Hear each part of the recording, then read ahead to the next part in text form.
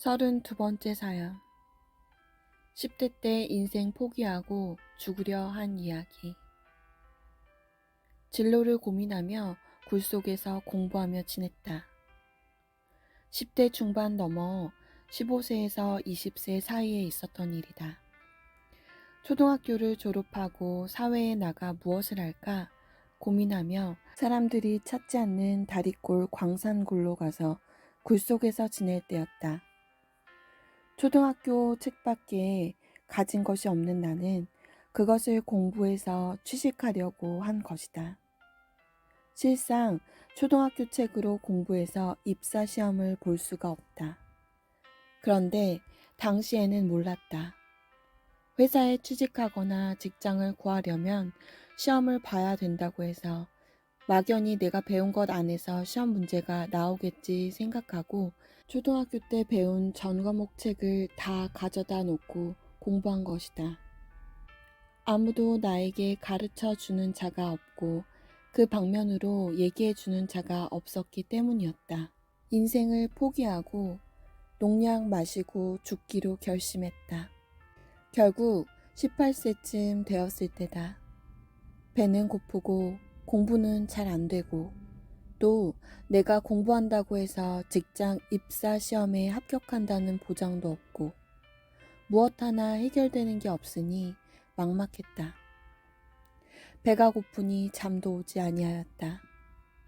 먹을 것이라도 있으면 되겠는데 먹을 것도 없고 잘 곳도 찌그러져 가는 토단집밖에 없으니 괴로웠다.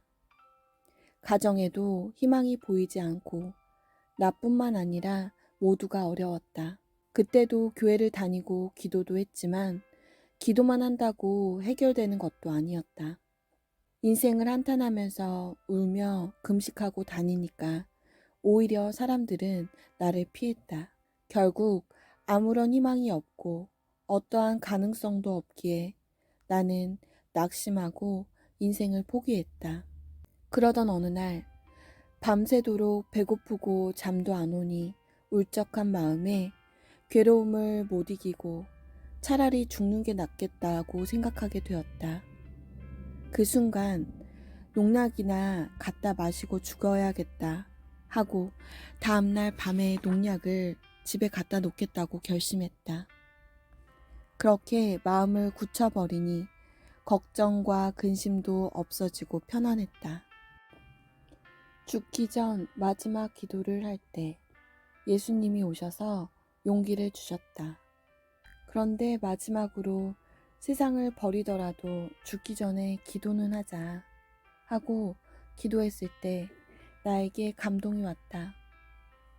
내가 인생을 포기하고 멈추려 할 때 마음으로 한 음성이 들리기를 왜 죽으려 하느냐? 네가 가는 길은 그런 길이 아니다. 나를 따라 행하자.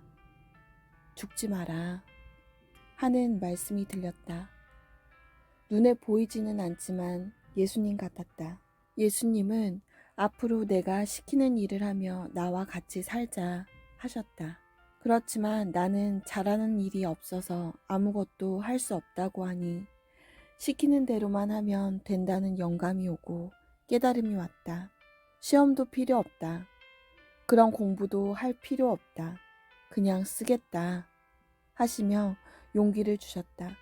내가 자살해 죽으려 할 때는 사탄이 이때가 기회다 하고 극적으로 행했다는 것도 나는 깨달았다. 그때 악령 사탄을 이기고 내 생명을 주관하시는 예수님이 와서 성령님과 함께 나를 살려주셨다. 이날 밤 이 순간에 나를 죽음에서 피하게 하여 살리신 것이다. 이 일로 인해 나는 자살해서 죽는 사람들의 심정을 깨닫게 되었고 그들이 죽지 않게 말해주는 도구가 되었다. 그리하여 내 말을 듣고 죽으려 하는 마음을 접은 자들이 많았다. 나도 예수님처럼 그런 자들을 위로하며 힘을 주며 죽음을 막아준 것이다. 하나님과 예수님이 시킨 일을 하겠다고 결심하니 다시 희망이 뜨겁게 타올랐다. 그 후로는 그날 죽으려고 했던 마음을 다 없애버리고 다시 성경을 읽으며 기도하기 시작했다. 예수님도 세상에 살아계실 때 취직도 안 하고 하나님의 일만 하셨다는 것을 깨닫게 되었다. 예수님이 나와 같이 살자 하셨으니 나도 예수님처럼 배가 고파도 삶이 눈물겨워도 끝까지 하나님을 사랑하며 살겠다고 고백했다. 그러니 시험도 걱정할 것이 없고 공부도 걱정 안 해도 되었다. 오직 기도하고 성경 보는 것만 하면서 하나님과 예수님이 시킨 일을 하겠다고 결심하고 마음을 먹으니 마치 산불이 활활 타듯 희망이 뜨겁게 타올랐다. 그때부터 취직 공부는 접고 모든 책은 박스에 넣어서 집에 갖다 놓았다. 나는 굴 속에 성경책 한 권만 갖다 놓고 읽으며 기도만 하였다. 그 후 내게 배워라. 인생길을 쉽게 가르쳐 주마. 하신 성경 말씀과 함께 예수님이 나타나셨다. 그래서 희망에 차 성경을 공부하고 진리를 깨닫게 되었다. 삶에 희망이 생기니 산에 있는 열매도 따먹고 여름철이나 가을철에 농사 짓고 걷어들인 후에는 밭에 가서 감자도 캐다 먹고 고구마, 이삭도 캐다 먹었다.